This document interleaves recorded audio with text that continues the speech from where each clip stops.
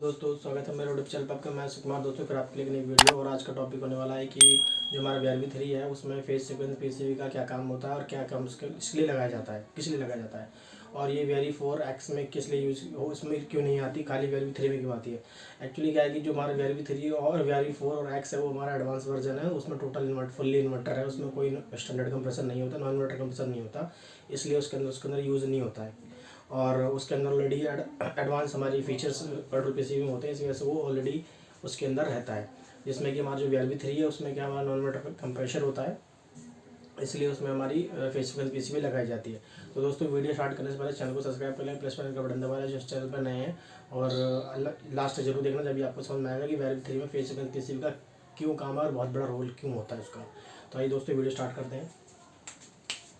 दोस्तों देख सकते हैं ये डाइकिन का BRB और ये BRB3 है, और फेस सीक्वेंस PCB कैसे काम करती है और इसका क्या रोल है BRB3 में।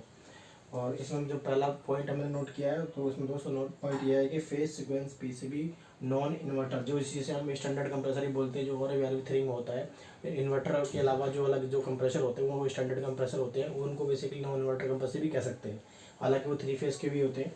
और इसको नॉन इन्वर्टर कंप्रेसर या स्टैंडर्ड कंप्रेशर के लिए यूज़ होती है। वो इसलिए होता है कि हमारे जो स्टैंडर्ड कंप्रेसर होते हैं उसमें क्या होता है कि वो उसमें उसे नॉन इन्वर्टर कंप्रेसर भी कह सकते हैं, क्योंकि वो इन्वर्टर कंप्रेसर तो नहीं होता। इन्वर्टर कंप्रेसर हमारा पहला ही कंप्रेसर होता है जिसके लिए वो इन्वर्टर कंप्रेसर उसको ड्राइव चालू करती है, मतलब इन्वर्टर कंप्रेसर के थ्रू चलती है PCB के थ्रू।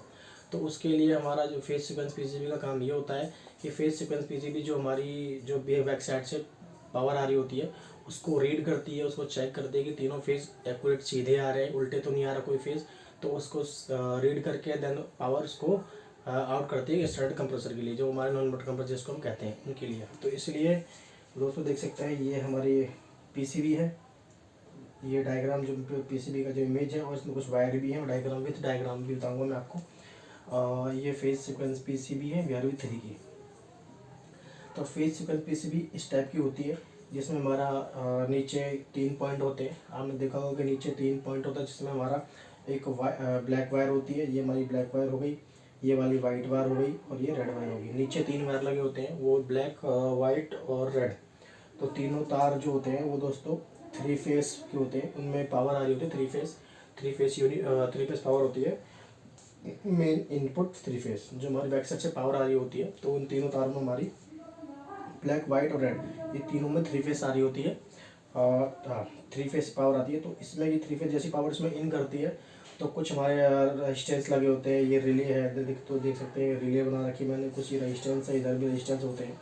वो क्या है कि पावर की 3 फेस पावर को रीड करते हैं कि उसमें पावर में कोई फेस ब्रेक तो नहीं हो रहा है या कोई फेस चेंज तो नहीं हो रहा है, उनको ये रीड करते हैं। रीड करने के बाद इधर जो हमारे 2 पॉइंट ऊपर होते हैं, अर्थ पी से हमारी जो फेस PCB उसके ऊपर 2 पॉइंट होते हैं, जिनमें एक पॉइंट हमारा इधर होता है, एक पॉइंट इधर होता है। तो इसमें क्या रेड वायर लगी होती है, 2 रेड वायर होती हैं। वो दोनों रेड वायर जो हमारी सीधा जाती हैं, वो हमारी रेड वायर जो हमारी जाती है, ये रेड वायर है दोनों, ये सीधा रेड वायर स्टैंडर्ड कंप्रेसर के लिए होती है, ताकि कंप्रेसर सीधे रन करे, ना कि उल्टे चले।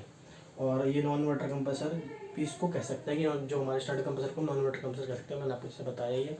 तो ये जो 2 वायर है ये हमारे स्टैंडर्ड कंप्रेसर के लिए इसलिए होती है, ये तीनों फेस को रीड करेगी PCB, रीड कर मतलब फेस को चेक करेगी कि इसमें कोई फेस चेंज तो नहीं हो रहा है बैक साइड से, या फेस आ रहा है नहीं आ रहा, उसको चेक करेगी। क्योंकि ये PCB हमारी स्टैंडर्ड कंप्रेसर के लिए ही लगाई जाती है, जिससे कि हमारी तीनों फेस ही रीड करेगी या चेक करेगी कि ये कोई फेस में कोई प्रॉब्लम तो नहीं है। अगर फेस में कोई प्रॉब्लम होगी तो ये हमारा स्टैंडर्ड कंप्रेसर का अलार्म चले नहीं देगी और अलार्म जनरेट कर देगी। तो ये U1 का अलार्म कुछ आता है इसका फेस चेंज का।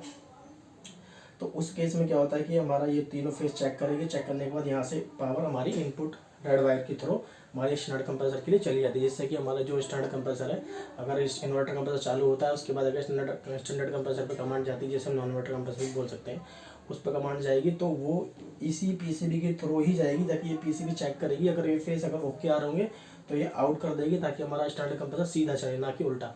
अगर फेस चेंज होगा तो हमारा यूनिट ही नहीं चलेगा फिलहाल। तो अगर ये PCB इसीलिए ही लगा जाता है क्योंकि हमारे BRB सिस्टम में सिर्फ standard compressor, non inverter compressor जिसे हम कहते हैं, वो हमारा सिर्फ BRB3 में ही आता है, BRB4X में और स्मार्ट में नहीं आता है, ना BRB होम में आता है। तो इसलिए इसको लगाया जाता है। इसका सिर्फ बेसिकली काम इतना ही होता है कि जो हमारा 3 फेस को चेक करना, हमारी स्टार्टर कंप्रेसर को सीधे रन करना, क्योंकि अगर चलती यूनिट में अगर फेस चेंज हो जाएंगे तो उसमें क्या होगा कि हमारा कंप्रेसर, जो हमारा नॉन वाटर कंप्रेसर है, वो उल्टे भी चल सकते हैं। अगर फेस चेंज होंगे तो उल्टे भी चल सकते हैं, इसलिए उसको सीधे चलाने के लिए ही सिर्फ हमारा फेस सीक्वेंस पीसीबी का यूज़ होता है।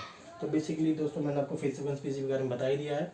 और ये फेस सीक्वेंस पीसीबी कितने एचपी में आती है मैं आपको बता देता हूँ। 10 एचपी में भी आती है, 12 एचपी में भी आती है, और हमारे 14, 16 और 18 और 20 ये एचपी हैं। कुछ इन एचपीओ में फेस सीक्वेंस पीसीबी आपको मिलेगी VRV 3 में, ना कि VRV 4X में नहीं मिलेगी, सिर्फ ये VRV 3 में ही मिलेगी, VRV 3 में ही मिलेगी। दोस्तों आपको कैसी लगी वीडियो, और मैं आशा करता हूँ आपको यूज़फुल वीडियो होगी। और ज़्यादा लाइक शेयर कमेंट करें, जो चैनल को सब्सक्राइब कर लें, ऐसी वीडियो आपके लिए लाता रहूँगा।